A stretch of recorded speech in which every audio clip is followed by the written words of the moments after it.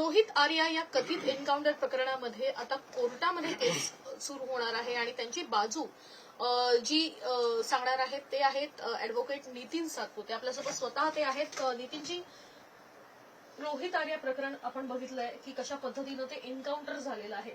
कोर्टामध्ये तुम्ही बाजू त्या ठिकाणी त्यांची मांडणार आहात. काय नेमके प्रमुख मुद्दे वाटतात तुम्हाला? असं आहे, हे जे प्रकरण आहे दिसत एवढं साधं वाटत नाही, म्हणजे बरोबर. आता असं ह्याची हत्या करायची गरज का पडली, ही परिस्थिती निर्माण का झाली, रोहितने मुलांना किडनॅप का केलं आणि तो मागचा 1 महिना त्याने काय केलं, हे सगळे प्रश्न आहेत. सरकारकडनं रोहित आर्याचे 2 करोड रुपये आणि इतर अजून काही रक्कम होती ती येणं बाकी होती. त्याने शालेय विद्यार्थ्यांकरता किंवा सरकारकरता स्वच्छता अभियानासंदर्भात कुठलाही प्रोजेक्ट राबवला होता, त्याचे त्यांनी काम केलं. अनेकदा फ्रीमध्ये देखील काम केलं. तर पैसे बाकी होते, पैसेसाठी तो पैसे मागत होता, केसरकरांच्या संपर्कात होता आणि सरकारच्या संपर्कात होता, अधिकाऱ्यांच्या संपर्कात होता. त्याचे पैसे दिले नाही. मागच्या महिन्यामध्ये त्याने उपोषण केलं, महिनाभर उपोषण केलं. त्यात तो आजारी पडला, त्याला हॉस्पिटलाइज केलं. हे का घडलं, तो का करतो सगळं हे उपोषण का करतो, त्याचे पैसे बाकी, तुम्ही त्याचे पैसे दिले नाही. नंतर तरी पण पैसे मिळाले म्हणून त्याला असं वाटलं आपला जीव संपवावा, आपण आत्महत्या करावी. पण तसं करून आपल्याला पैसे मिळतील, कुटुंबाला पैसे मिळतील याची काही शाश्वती नाही, म्हणून त्याने तो विचार बदलला. मग त्याने ठरवलं की काय करता येईल, की युक्ती लढवता येईल की बाबा जेणेकरून मला त्याचे पैसे त्याला मिळेल. त्याला जोडले मला असे पैसे मिळतील त्याला. पण त्याला मग असं वाटलं की हे असं काहीतरी आयडिया केली, किडनॅप केलं तर कधी सरकार पैसे देईल. मागच्या काही घटना घडलेल्या आहेत. आपलं कंधारचं जे प्रकरण घडलं होतं, एरोप्लेन हायजॅक झालं होतं, त्यावेळी अशी डिमांड केली, ती डिमांड त्यांची पूर्ण केली वगैरे, सोडून दिलं. आता एक चित्रपट आला यामी गौतमीचा, थर्सडे नावाचा, त्यात देखील असं दाखवलेलं आहे. तिथून त्याला आयडिया मिळाली असेल कदाचित. त्यामुळे त्याने त्याचा उद्देश हा होता की त्याचे पैसे परत मिळावे. त्याचा उद्देश हा नव्हता की त्या मुलांना काहीतरी हाम पोचावं, किडनॅप करून त्यांना काहीतरी करावं. तो शाळेतील मुलांसाठी काम करत होता, त्याला मुलांवरती प्रेम होतं. पण हे जे त्यांनी केलेलं चुकीचं आहे, समर्थन आम्ही नाही करत त्याचं. पण आता जी हत्या झाली त्याबाबत सरकार चुकलं, पोलीस चुकले.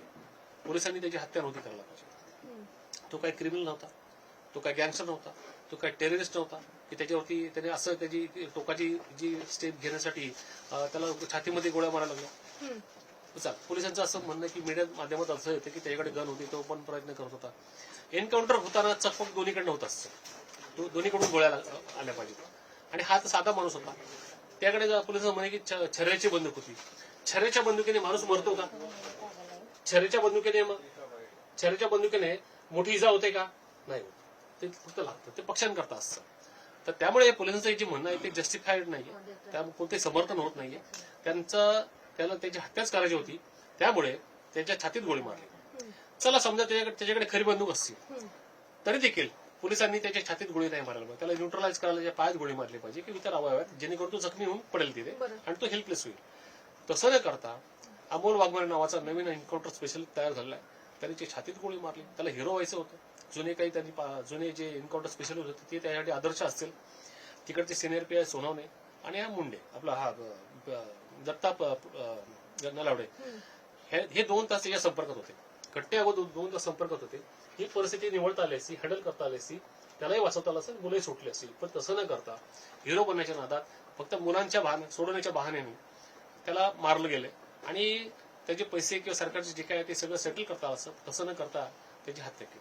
बरोबर. पण त्यांनी याआधी ज्या पद्धतीचं आंदोलन केलं होतं, पाणी सोडलं होतं, आंदोलन करण्यासाठी ते स्वतः दीपक केसरकर यांच्या घरी देखील गेलेले बघायला मिळाले. त्यामुळे एकूणच या सगळ्या प्रकरणाकडे कशा पद्धतीने बघता येईल, कारण बोलण्याचा प्रयत्न त्या ठिकाणी त्यांनी केला होता. यस, नक्कीच. आता हे सर्वांना माहित आहे, सर्वश्रुत आहे की त्याने आंदोलन केलं. सर्वांना ही गोष्ट माहित आहे की त्याचे पैसे मिळवण्याकरता त्याने वारंवार याचना केली, विनंती केलेली आहे. पण सरकारने दुर्लक्ष केलं, निष्काळजीपणा केलाय. सामान्य नागरिकाला सरकार कसं छळतं याचं एक क्लासिक एक्झाम्पल आहे.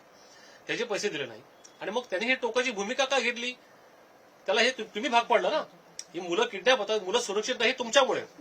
आज अजूनही भविष्यामध्ये देखील असं काय झालं ते त्याला तुम्ही जबाबदार असाल. तुम्ही लोकांना, नागरिकांना ते आपण म्हणतो गृहीत धरतो, टेकिंग फॉर ग्रांटेड, त्याचे पैसे तुम्ही दिले नाही.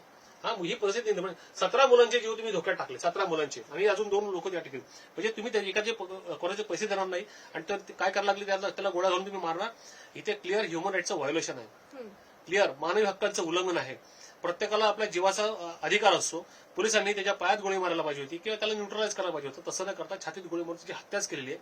त्यामुळे या तिघांच्या विरुद्ध प्रायमा फेसी खुनाचा गुन्हा दाखल व्हायला पाहिजे. बरोबर.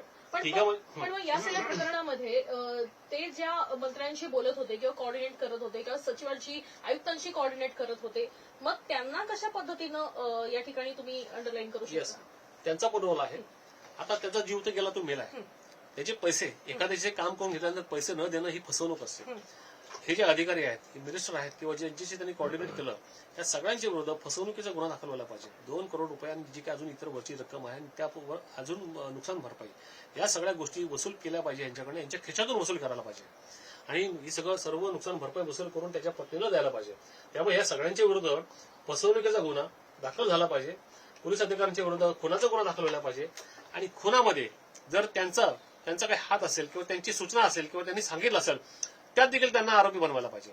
आता हा भाग चौकशीचा तपासाचा भाग आहे. सुरुवातीला गुन्हा दाखल होणं गरजेचं आहे आणि त्यासाठी आम्ही आता कोर्टात याचिका दाखल करतोय. आज आम्ही वेळ चाललाय आमचा, आम्ही दाखल करतोय आज, नाही तर उद्या ती होणारच आहे आणि याची चौकशी करून खुनाचा गुन्हा आम्ही दाखल करून त्यांच्या विरोधात नंतर आम्ही त्याला देखील न्याय देऊ.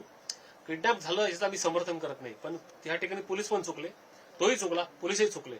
त्यांनी किडनॅप केल्याच्या नंतर पोलिसांना जेव्हा माहित होतं ते त्यांनी खुनाचा गुन्हा आपला किडनॅपचा गुन्हा दाखल केला का त्याच्यावर? नाही केला. त्यांनी निवडले ह्याची हत्या करायची. मग त्यांनी एफआयआर दाखल करायला पाहिजे होता. 363 जो आयपीसी होता, किडनॅप केलं, अपहरण केलं म्हणून अबडक्शन, तसं त्यांनी कोणतेही केलं नाही. त्यांनी डायरेक्ट त्याला गोळ्या घातल्या आणि त्याला मारलं. हे सगळं ठरवून असं वाटतंय का? कारण की जे तुम्ही म्हणालात की त्या ठिकाणी एफआयआर दाखल करणं गरजेचं होतं, जे केलं नाहीये. खूप साऱ्या पॉइंट्स आहेत ज्या ठिकाणी त्यांनी अवलंब केलेला नाहीये त्या गोष्टींचं. नक्कीच बरेच लॅक्यून आहे याच्यामध्ये. तो सरकारला जे पैसे मागतो ते काही खंडणी नव्हती की मला खंडणी द्या तर मुलांना मी हे करेन. त्याचे हक्काचे पैसे मागत होता. मग तुम्ही त्याकडे दुर्लक्ष का केलं? तुम्ही या मुलांचे जीव धोक्यात का टाकले? तुम्ही ही परिस्थिती निर्माण केली, सरकारने केली ना. त्याला असं करायला भाग तुम्ही पाडलं.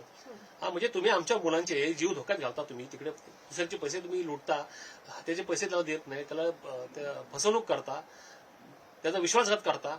मग तुमच्याशी कोण काम करा? त्याने जी सेवा दिली, शाळेतली मुलांसाठी सेवा दिली, उद्या भविष्यामध्ये कोणता कॉन्ट्रॅक्टर किंवा ठेकेदार तयार होईल की शाळेला शिक्षण अधिकाऱ्यांची कॉन्ट्रॅक्ट करायला?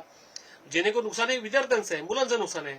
मग तुम्ही फिरवून तुम्हाला काही पडलेलं नाही. तुम्ही सरकार बदलतात, केसरकर आता हे सरकारमध्ये आहे, तुम्ही सरकार कोणाशी विश्वासघात करता, कुठल्याही पक्षात जाता, काही करता, तुम्हाला लोकांचं काही पडलेलं नाही, जनतेचं काय पडलेलं नाही, तुम्हाला विद्यार्थ्यांचं पडलेलं नाही, मुलांचं पडलेलं नाही.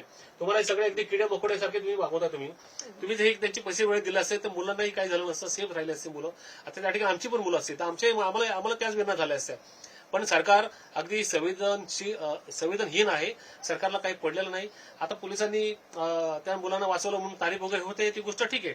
हे पोलिसांना वाचवणार पोलिस नाही तर का दुसरं आम्ही वाचवणार जाऊन का तुम्ही वाचवणार जाऊन? त्यांचंच काम आहे वाचवायचं, गुन्हा रोखणं, गुन्हा कंट्रोल करणं, हे सगळं त्यांचं काम आहे. त्यामुळे ते तारीफ जरी केली तर ते काम त्यांचंच आहे. तारीफ करण्याची एवढी काय फार गरजही नाही तशी तर पाहिलं तर. बरोबर. पण योजना जी होती ती स्वच्छता मॉनिटर होती आणि स्वच्छता मॉनिटरसाठी योजनेचा गाजावाजा मोठ्या प्रमाणात झाला, पण ठेकेदाराची ही परिस्थिती होती. आता बघा एवढा गाजावाजा झाला. ही जी योजना आहे मोठ्याने त्याचं श्रेय घेतलं जातं, आम्ही केलं वगैरे. अरे पण जे याच्यामध्ये इन्व्हेस्ट करतात, जे प्रोजेक्ट करतात, त्यांचे पैसे कोण देणार? आणि हे काम करणारे लोक जे असे कर्मचारी असतात, गरीब लोक असतात, यातून त्यांची रक्कम दिली जाते, त्यांना पैसे दिले जातात. उद्या जर त्या ठेकेदाराने, ह्या रोहित आर्याने त्यांचे जर पैसे दिले नाही, ते उद्या पोलीस स्टेशनवर जाऊन बसेल की रोहित आर्याने आम्हाला फसवलं म्हणून आम्हाला पैसे दिले नाही. मग तुम्ही लोकांना, म्हणजे सगळे नागरिकच ना, तुम्ही दुसऱ्याची फसवणूक करून स्वतःचा तुम्ही उदो करून घेताय. त्यामुळे कारवाई होणं गरजेचं आहे. आणि कोणा आता हे घडलं, हे त्यांची पापकर्म जी आहे ना, 100 पाप भरल्यानंतर हे असं जेव्हा ही परिस्थिती निर्माण होते, ही परिस्थिती निर्माण झालेली तशी. त्यामुळे कुठेतरी गुन्हा दाखल व्हायला पाहिजे. जर गुन्हा दाखल नाही झाला आम्ही आता न्यायालयात जातो. सर, एक शेवटचा प्रश्न, याचिका दाखल करत आहात, याचिकेमध्ये कोणाकोणाची नावं असतील? सुरुवातीला प्रायबापसी जो खून झालेला आहे, आमच्यामध्ये खून येतो. दत्ता नलावडे असेल, तो अमोल वाघमारे जो एन्काउंटर स्पेशल मुद्द्याचा झेंडा मिरवतात तो एक आहे, आणि जितेंद्र सोनवणे सिनियर पी आहे. तसेच त्याची जी रक्कम होती, सरकार त्याला अन्सरेबल आहे आणि तपासामध्ये अजून काही निष्पन्न होईल ते बघूया. नाही तर मग आम्ही सीबीआयकडे आम्ही मागणी करू. जर काही महाराष्ट्र पोलीस काही जर करणार नसेल याच्यामध्ये, आम्ही सीबीआयकडे मागणी करू याच्यामध्ये आणि योग्य ती कारवाईची मागणी करून जो ह्या प्रकरणात योग्य तो तडा आम्ही देऊया, तडीस नेऊन घेऊ. सर, नक्कीच धन्यवाद तुमच्याशी बातचीत केल्याबद्दल. आपण बघतोय की रोहित आर्या प्रकरणामध्ये एक संशय या ठिकाणी व्यक्त करण्यात आलेला आहे आणि महाराष्ट्र पोलीस जर न्याय देणार नसेल तर सीबीआय इन्क्वायरीची मागणी करू असं देखील या ठिकाणी सांगण्यात आलेलं आहे. कॅमेरा पर्सन गणेश वैदेही काणेकर, साम टीव्ही न्यूज, मुंबई. देश विदेशातील प्रत्येक घडामोडींचे लाईव्ह अपडेट मिळवण्यासाठी आता साम टीव्हीच्या सर्व सोशल मीडिया प्लॅटफॉर्मला लाईक, फॉलो आणि सबस्क्राईब करा. तसंच सर्व नोटिफिकेशनसाठी बेल आयकॉन प्रेस करायला विसरू नका.